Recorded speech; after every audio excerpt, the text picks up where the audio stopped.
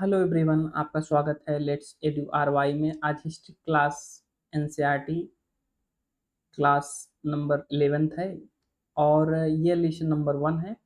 तो आप लोग जो पूर्व की क्लास से हैं, 10th क्लास की एनसीईआरटी पूरा प्लेलिस्ट मैंने बनाया है, आप क्लास वाइज आप देख सकते हैं। और आज से क्लास 11th की एनसीईआरटी प्रारंभ कर दी जा रही है। आपको यदि किसी प्रकार की क्वेरीज हो तो आप कमेंट के माध्यम से पूछ सकते हैं। और इस लेसन का नाम है प्रारंभिक समाज, लेखन कला और शहरी जीवन। तो आप लोगों से यही रिक्वेस्ट है कि आप लोग लाइक सब्सक्राइब शेयर ज़रूर करिएगा, जिससे कि ज़्यादा से ज़्यादा लोग जुड़ें और हिस्ट्री की क्लास आसान भाषा में सीखने के लिए लेट्स एडू आरवाई को सब्सक्राइब कर लें और फॉलो करें। चलिए हम लोग आगे बढ़ते हैं, हमारा टॉपिक क्या है इसके बारे में हम जानते हैं। तो इस टॉपिक के अंदर आपको क्या-क्या पढ़ना है, इसको एकदम डिटेल में मैं पहले ही कंटेंट को रख देता हूँ, क्या-क्या किस-किस विषय के बारे में पढ़ना है, कौन-कौन से टॉपिक है, कंटेंट क्या है, पहले ही क्लियर कर दिए जाते हैं। तो देखिए, इसमें पहला कंटेंट है प्रारंभिक समाज का परिचय और महत्व, शिकार संग्रह से कृषि तक का विकास, प्रारंभिक नगरों का उदय, सिंचाई और नदी घाटियों की भूमिका, व्यापार और विनिमय प्रणाली का विकास, कला स्थापत्य लेखन की शुरुआत, लेखन प्रणाली और उसकी विशेषताएं, मेसोपोटामिया का सामाजिक जीवन और शहरीकरण, धर्म मंदिर और धार्मिक मान्यताएं, समाज राजनीतिक संगठन और प्रशासनिक व्यवस्था, साहित्य शिक्षा और विज्ञान का योगदान, इतिहास लेखन और लेखन कला का महत्व। तो जो कंटेंट है पहले ही मैं आपको एक्सप्लेन कर देता हूँ। इतने कंटेंट आपको पढ़ने हैं इस लेसन के अंतर्गत, ठीक है? तो चलिए हम लोग प्रारंभ करते हैं। क्या-क्या है? प्रारंभिक समाज का परिचय और महत्व। मानव का इतिहास लाखों वर्ष पुराना है, ठीक है? मानव की उत्पत्ति कहा जाता है 4.5 करोड़ वर्ष पहले हुई थी। शुरुआत में मनुष्य शिकार और संग्रह से जीवन यापन करता था।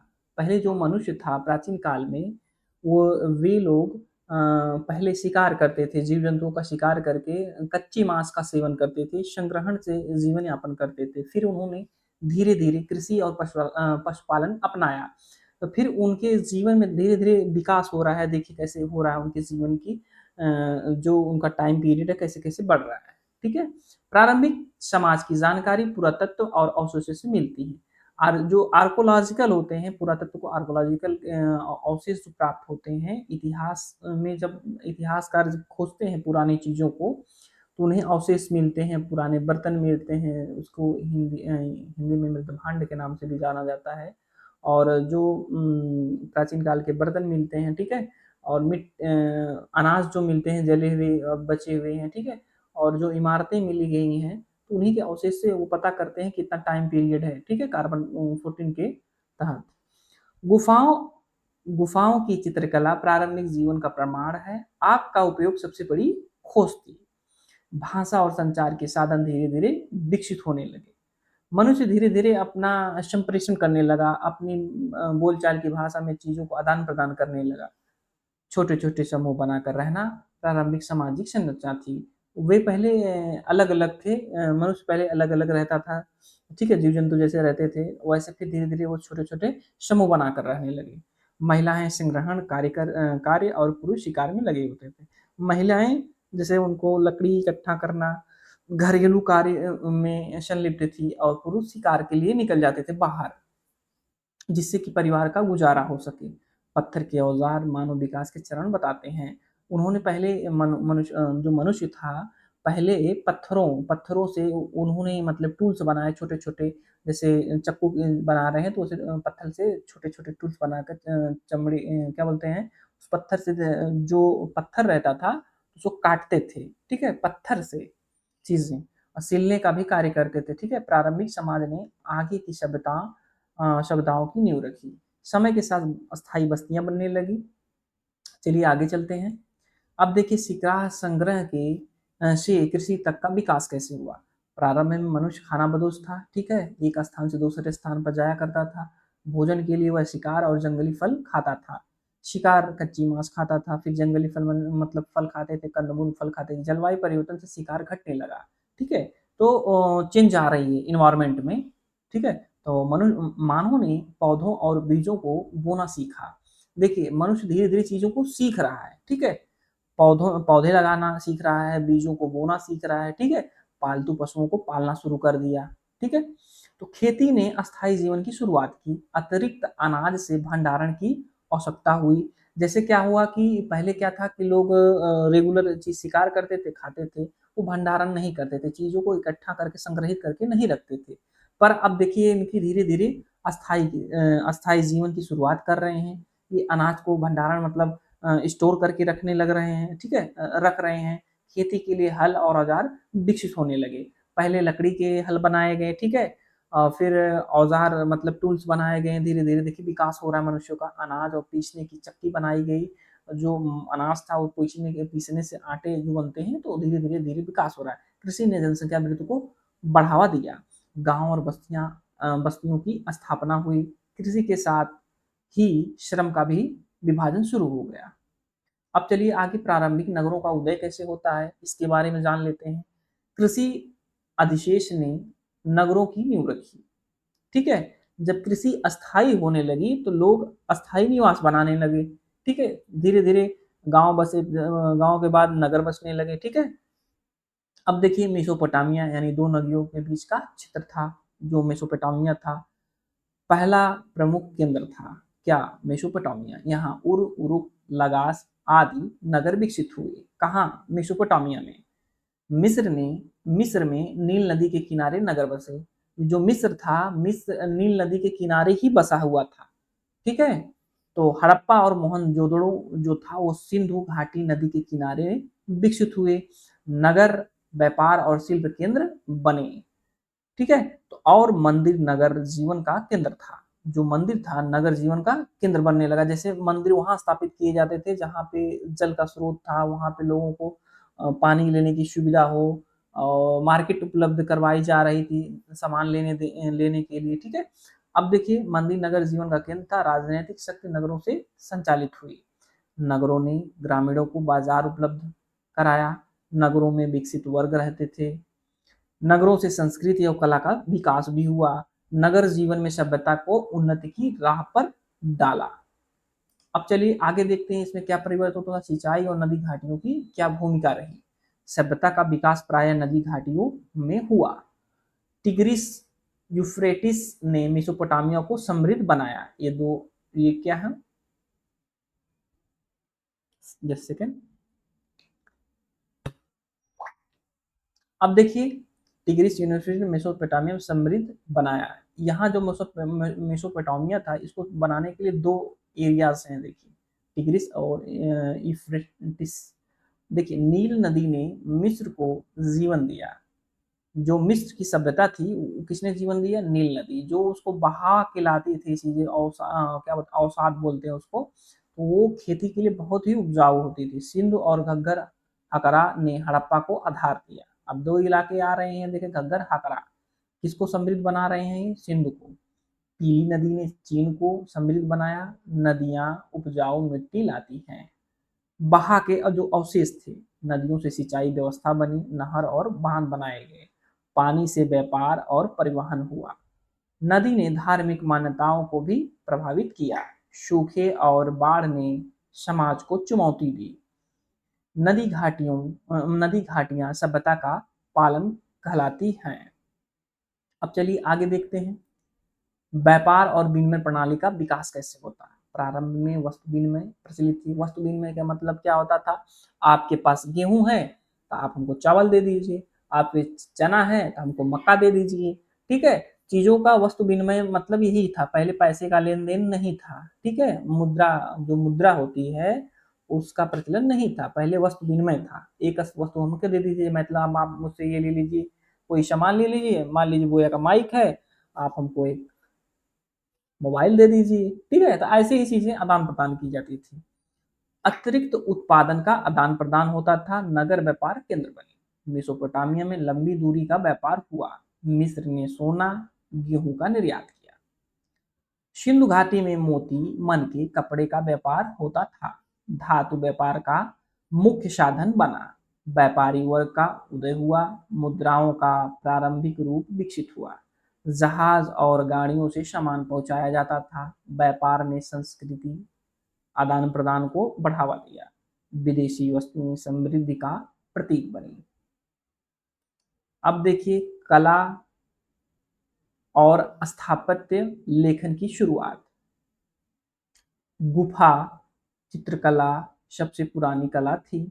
शिकार के दृश्य गुफाओं में चित्रित हुए, मिट्टी के बर्तन बनाए गए, धातु की मूर्तियां बनने लगी, मंदिर और मकबरे बनाए गए। मिस्र के पिरामिड स्थापत्य का अद्भुत उदाहरण है। हड़प्पा में सुव्यवस्थित नगर योजना थी।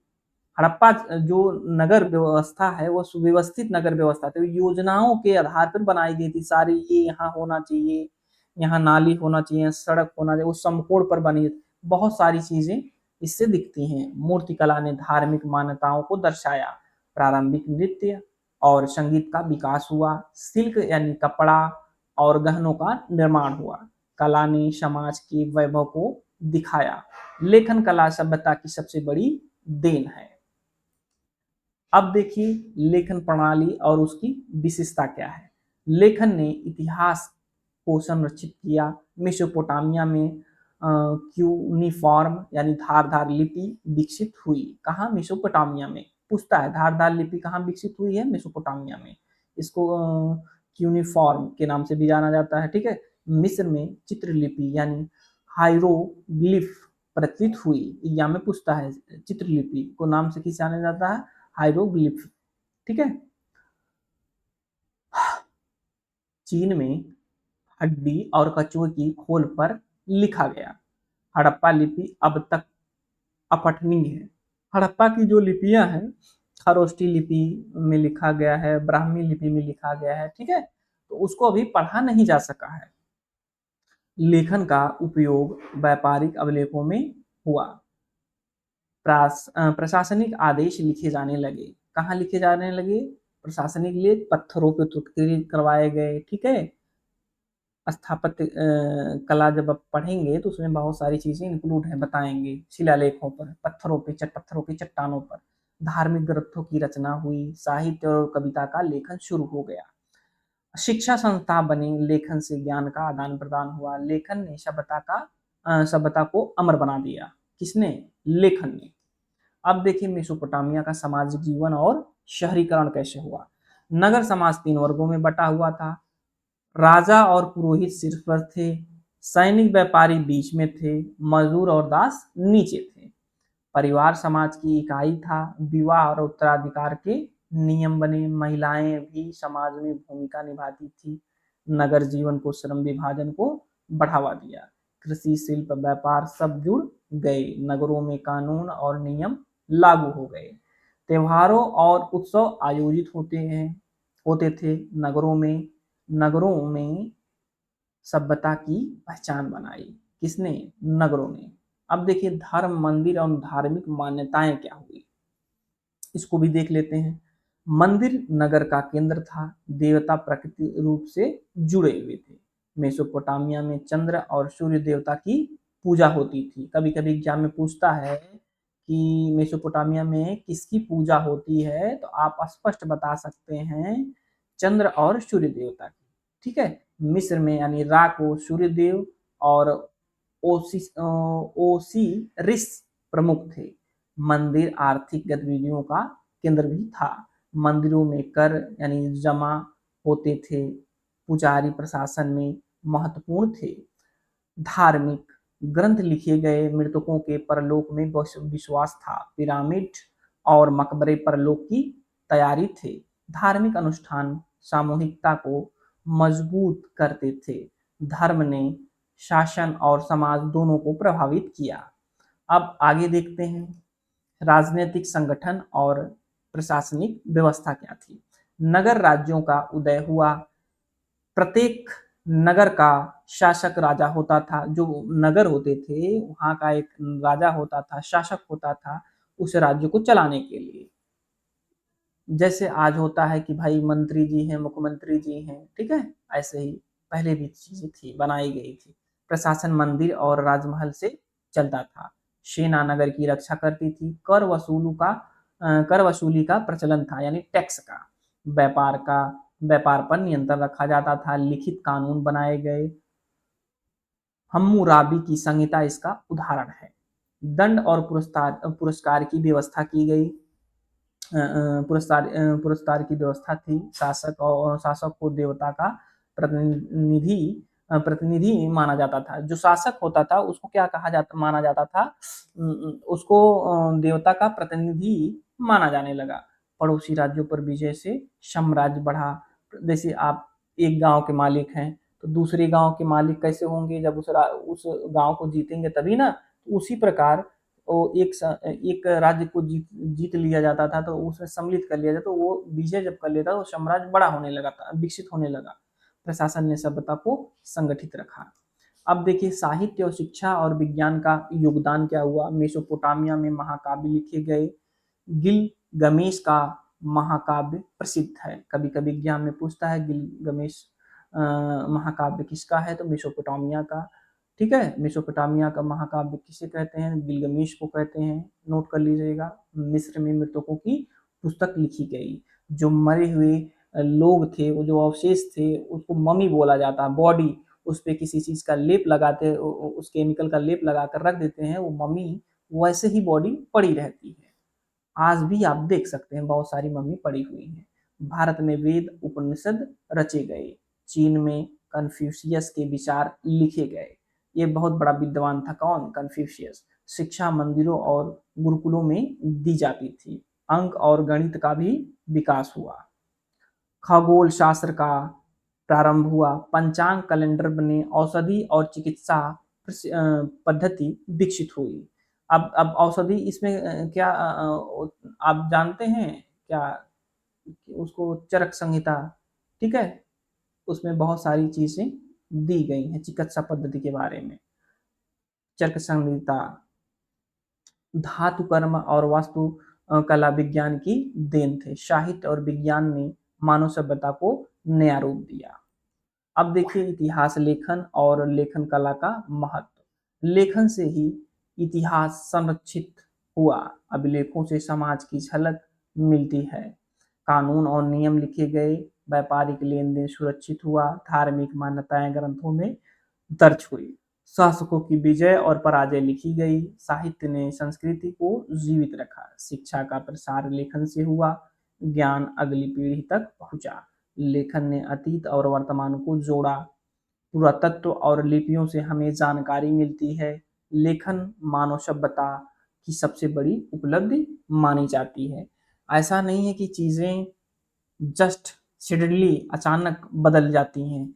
बहुत सारे टाइम पीरियड लगे इन चीज़ों को बदलने में, जिससे कि जब मनुष्य का विकास हुआ तो धीरे 4.5 करोड़, जैसे पहले डायनासोर आए, फिर पृथ्वी पे एक एस्टेरॉयड आया, गिरा पृथ्वी, जिससे जीव जंतु क्या हुए, मर गए। ठीक है, फिर उसमें ममल्स आए, फिर धीरे धीरे विकसित हुए। फिर उसे देखिए मछली का कहा जाता है, जलीय जो जीव था मछली था, ठीक है, उससे धीरे धीरे विकास होने लगा। तो ऐसे ही चीजें तो अफ्रीका से मनुष्यों का सबसे बड़ा अवशेष मिला है। कहा जाता है कि दक्षिण अफ्रीका से ही मनुष्य की उत्पत्ति हुई है। ठीक है, आप करंट में लिख सकते हैं। तो आप लोगों से यही रिक्वेस्ट है कि आप लोग चैनल को लाइक सब्सक्राइब शेयर करिए, जिससे ज़्यादा से ज़्यादा बच्चों की पढ़ाई में रुचि बढ़े और उनका सिलेक्शन जल्दी से जल्दी हो। Thank you so much. आप लोग लाइक सब्सक्राइब शेयर करिएगा।